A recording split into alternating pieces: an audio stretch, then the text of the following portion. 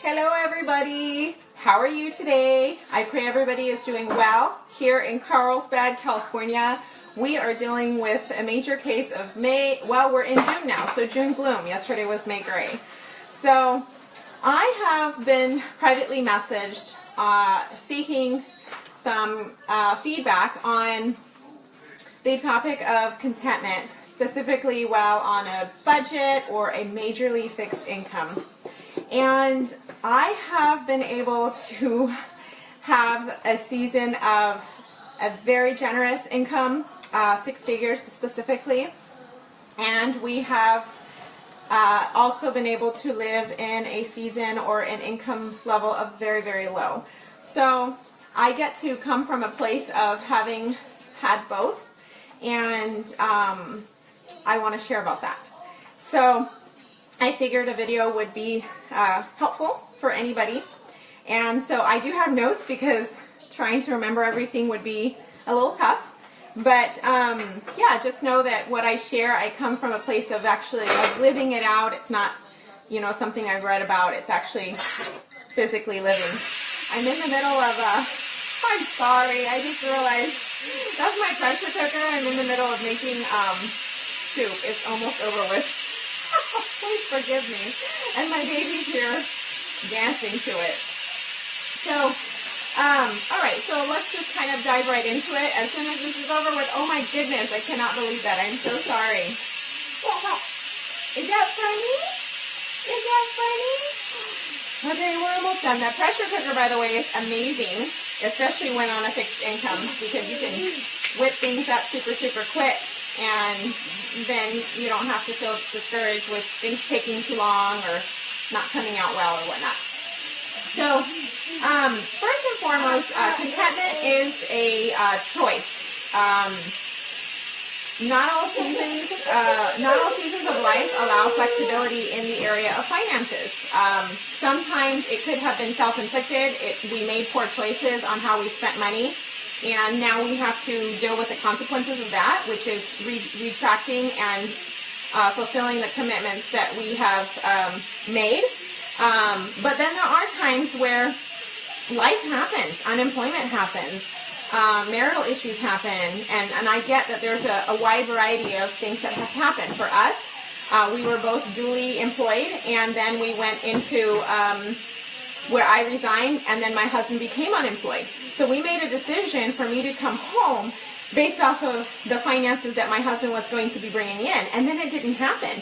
And then we were left with, oh my goodness, do I go back to work or do I stay home? Well, I have never regretted staying home with my babies. I know that I would have if I would have been chasing the shiny things.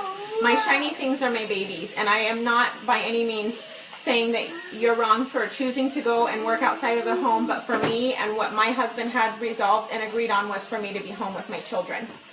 And so that's the place I'm coming to you. I do choose to work from home. It does supplement our income, and it has been amazing. But let's just say that you're in a season, finances are an issue, budget is something that you need to strictly follow, and there's not room for anything more than that. It's a very, very fixed income. Here I am to share with you on that.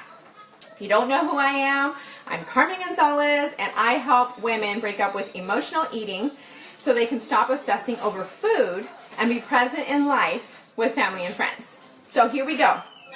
Like I said, I have notes, okay? So if you haven't sat down and got real with where you stand financially, that's step one. You got to be real. If you don't have it, don't spend it. Bottom line, okay? You do need to sit down with your spouse if you're married and be real with one another. And you guys have to resolve and agree on where you're going to go with your finances. My little one, as you can see, he knows how to open. These are beans. You can't have beans. These are beans. Oh, and he's saying, please, give me those beans. Oh, boy. Give me the other one. Give me the raisins. The raisins. Let's try this again. Okay, so if you are, for the believer, you need to make God part of this decision and ask for wisdom. We've come to, like I said before, we've come up from a place of having 6 figures. That's not where we are today.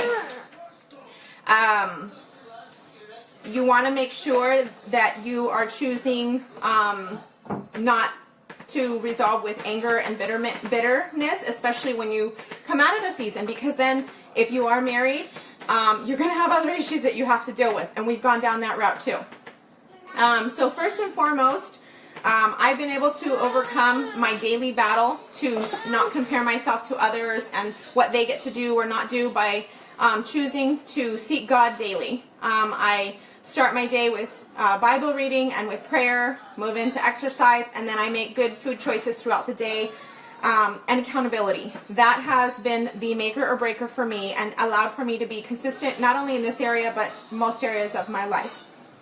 When I am failing in day in, day out, I know that I have missed one of those very key important things.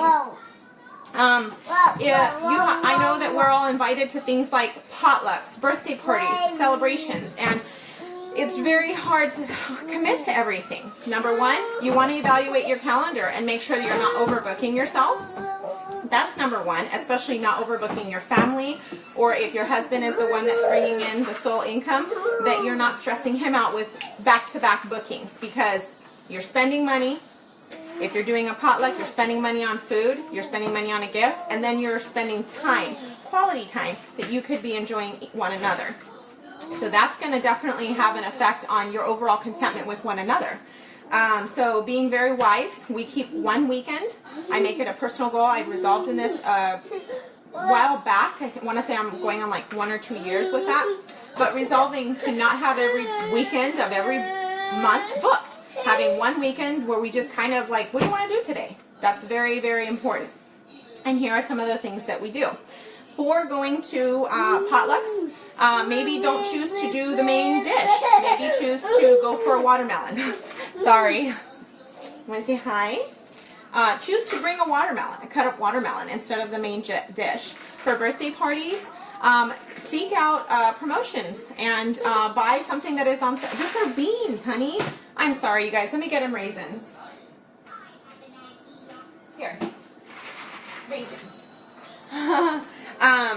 So choose to buy an item. It doesn't have to be something huge, but buy an item in celebration and something that's very specific to that particular individual. If you're not sure, get a book for a child, and if for an adult, maybe a small gift card. I know for me, when I invite someone to something, I don't expect a gift. And so I think that sometimes because we want to be able to bless people, we feel that we have to, and don't feel that way. So that's something on the topic of birthdays and potlucks and those types of things. But utilizing coupons, I don't know if you have a Kohl's near you, but they always send me a free $10. And so a lot of times I'll save that item and I will go and I'll save that $10 voucher, and it's $10. You don't have to spend anything more, but if I spend 15 or 20 bucks, I get $10 off, and I've just gotten a really nice gift with a gift receipt for that person that we're celebrating. So keep that in mind. I have found that attending parties, like for instance, we were invited to a Chuck E. Cheese birthday party.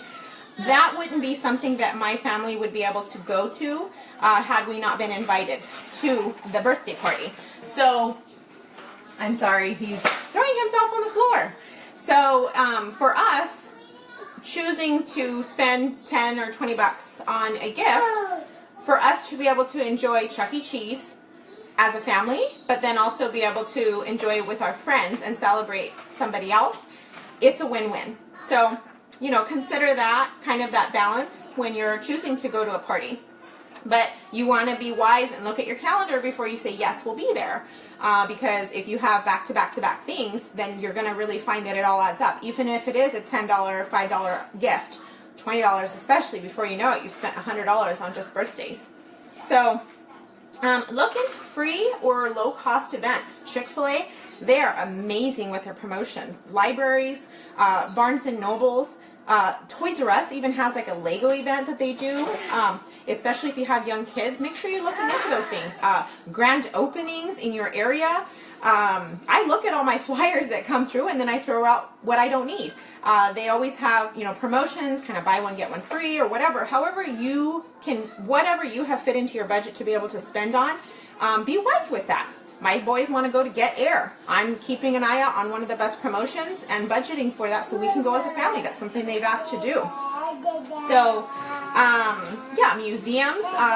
If your husband, I don't know what kind of schedule you have, but if your husband is off on Tuesdays, or even if maybe this isn't something that you do with your children, but you're doing with your kids, Tuesdays here in San Diego, I'm not sure where you're located, but they have free Tuesdays entrances on museums and different places like that. So keep that in mind. Police, fire stations, they have grand openings. You can even call them and maybe book a tour with a couple of other families. Those are always options. Okay, so food. That's a commonly used item, right? We eat, you know, especially with kids, 6 to 8 times a day probably. They always want a snack, right? So make sure that you're shopping for things that are in season and on sale. And that includes your bulk items like raisins. They were $1.49 a pound instead of $1.99 a pound. Better believe I stocked up on that. Packaged items. My boys love cereal. I have found some better alternatives to help them enjoy those, and I buy them when on sale. That's the way it works. I'm sorry, son. And then just keep in mind that anytime that you are buying something prepackaged, you're paying somebody else to do that for you. So individually, like prepackaged, individually wrapped items. So for instance, Annie's crackers is something that my boys love to enjoy. I will buy a box when on sale. I will not buy the individually packaged items. It just per unit, per price, it just doesn't make sense to me. I buy a box of Annie's crackers, I buy snack bags, and I, you know, serve them in there, and you still get equal amount. Probably more. Caleb, you need to turn that down, please. I gave him the opportunity to watch a show, and he went and turned it well up. Okay, so, Overdrive, if you haven't heard of that app, it's a free app on your phone, and you could use your county library card to download books on audio or to read. You can do those as a family, as a couple, as individually. That's a great thing that I have found to be very, very useful. Subscribe to maybe Netflix or PureFlix, depending on what you like to enjoy. Oh my gosh, he's taking up my pots and pans. Yes, Caleb is something else. I love him. Yeah, so Netflix, PureFlix, something low cost that allows for you guys to enjoy a series together, or a movie together. I don't watch shows like individually, but my husband and I, we've taken a liking to watching a show together on our free time, and it's kind of like we give each other the look, oh, we got free 30, 40 minutes, you know, while the kids are going down or something, we watch a show. Or to watch as a family, you know, everybody looking forward to Friday night and being able to enjoy a show as a family. If you're able to budget in, like, going to the movie theater, consider going matinee. You're going to save so much money. It's like $7, $8 a person, and I get that that's still like, oh, that's 30, 40 bucks, depending on your family size. Make sure that you guys top off before you go in. You're nice and content food-wise. Buy a tub of popcorn or maybe some dibs, 2 things of dibs, and everybody share them, and then have some cups of water. And then make sure that I have found it very helpful to pack snacks and food for right after we get out. Something to enjoy, incentive that, no, we're not getting those dibs if you're getting popcorn, but I do have a snack for you outside in the van, in the car when we're done. Usually the kids are okay with that. Good nutrition during the season has been really important to me. I've been told, well, I can't eat healthy because I don't have the money for it. I promise you, it can be done. And I tell you this from a place that I'm doing it. I'm doing it every single day, and I am not, I promise, my grocery budget is very minimal. I have chose to make our superfoods shake part of our grocery budget in order to make sure that I am giving them the best nutrition possible. And daily vitamins. So I don't get extra vitamins and all of those things because it's all in this shake that everybody enjoys.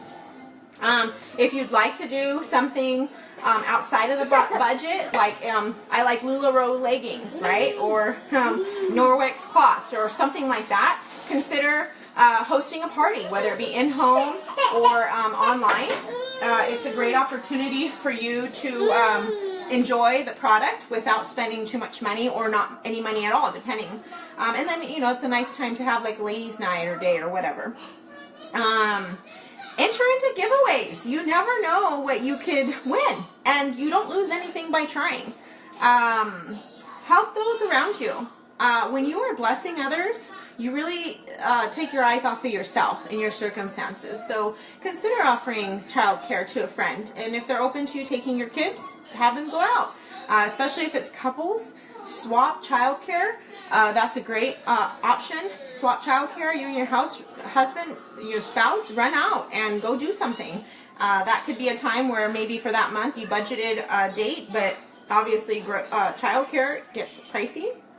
You could swap childcare and then use your 30 or 40 bucks to maybe utilize Groupon or Local Flavor, any of those promotional websites that you have out there. All in all, that's what I have to share. I know it was kind of lengthy, and I hope this helps. The biggest, most important thing that I have found is consistency, regular communication with your spouse. Even when sometimes it sucks to have to say, no, I can't do that, but you know what? It's not right now. It's not right now. You're not going to stay in the season. And so you don't want to reflect back on the season and dread and have regrets. You want to choose joy. And so that's how I have found it helpful to be content. I have resolved that I don't want to be normal. I don't want to be broke for the rest of my life. Normal or broke is normal, and that's not me. I don't want to do it. I'm not going to do it. And we're not going to stay here. So be okay with your situation and choose to embrace it instead of complaining and bickering and about it, because you don't want to have regrets with what your outcome, and then you lose out on the season and the joys that God has blessed you with during that time, and all of the teachings that you can gain from that. So I hope this helps you, and I would love if you would share this with anybody or tag anybody. Sorry, putting my baby down again. Tag anybody that you find to be helpful with this piece of information, and I would love feedback on how this helped you. I'm out.